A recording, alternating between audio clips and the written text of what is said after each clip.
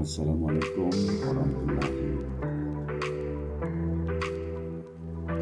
Kali ini kita bertemu kembali dalam materi apresiasi seni perkenalkan saya Irwan, salah satu tenaga pendidik yang mengambil di SMA 13 Makassar. Seni rupa tiga dimensi adalah karya seni yang memiliki ukuran panjang, lebar, dan tinggi, sehingga tampak adanya volume dan ruang dalam karya seni rupa yang kita nikmati. Selanjutnya, kita bagi jenis-jenis karya seni rupa tiga dimensi. Antara lain, ada patung, arsitektur, keramik, logam, dan banyak macam sesuai dengan bahan yang akan diciptakan menjadi sebuah karya seni rupa tiga dimensi. Nah, dari bahan-bahan dan materi yang dibutuhkan akan menimbulkan cara-cara untuk membuat karya tersebut yang biasa disebut sebagai teknik berkarya. Dalam hal ini, yang pertama kita kenal dengan teknik merakit. Di sini teknik merakit adalah menggabungkan beberapa objek, benda yang kira-kira sesuai dengan inspirasi daripada seniman, lalu kemudian merakitnya, menyusunnya menjadi sebuah karya seni yang unik dan menarik. Selanjutnya, ada yang disebut dengan teknik cor. Teknik cor ini biasanya bahan-bahan yang padat, keras, dipanaskan kemudian dilebur, dilelehkan, macam logam, emas dan sebagainya, dibakar dalam suhu ataupun dipanaskan dalam suhu yang tinggi, kemudian menjadi meleleh, lalu kemudian lelehan tersebut dituangkan ke dalam cetakan. Nah, ini yang disebutkan teknik cor. Selanjutnya kita akan melihat lagi satu teknik yang disebut dengan teknik putar. Teknik putar ini adalah teknik yang biasa dibuat dalam menciptakan karya keramik. Paling banyak, paling sering orang menggunakan teknik ini karena paling mudah dan paling familiar. Apalagi kalau misalnya yang industri rumah tangga ataupun keluarga-keluarga yang senang dan selalu membuat karya keramik sebagai salah satu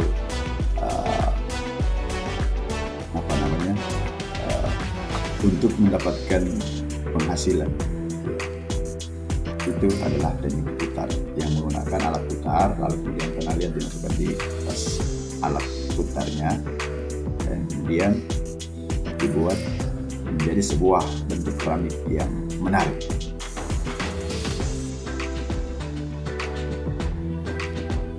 Dari teknik-teknik tersebut, nah sekarang kita beranjak ke fungsi-fungsi yang dimiliki oleh karya seni rupa tiga dimensi, yaitu ada disebut dengan fungsi estetis, yaitu semata-mata karya tiga dimensi ini dibuat hanya untuk keindahan, bersifat estetis saja, yang biasa disebut karya seni rupa murni.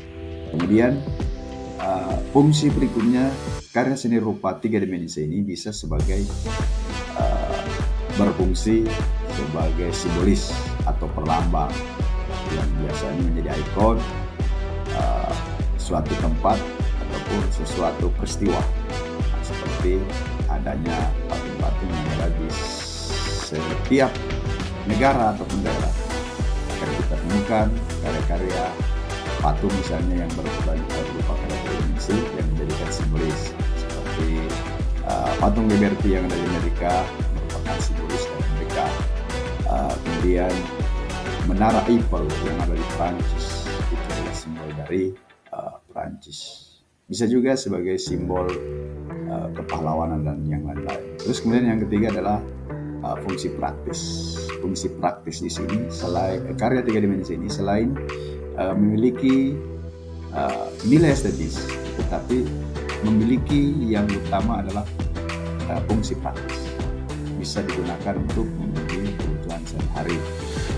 Ya, karya-karya yang dibuat Indonesia yang seperti ini benar, seperti kendaraan itu adalah karya seni dimensi yang berfungsi sebagai memudahkan mobilitas dari seseorang ataupun yang menggunakannya dari tempat yang satu ke tempat yang lain, tapi tidak melupakan keindahan model dan corak daripada kendaraan yang kita gunakan.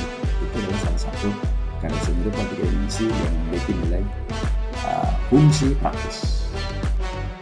Baik, kita lihat informasi berikutnya. Ya, terakhir yaitu kesimpulan. Karya seni rupa 3 dimensi mempunyai karakter yang bisa dilihat, diraba, dan dirasakan dari berbagai sisi. Jadi memiliki volume bentuk yang nyata.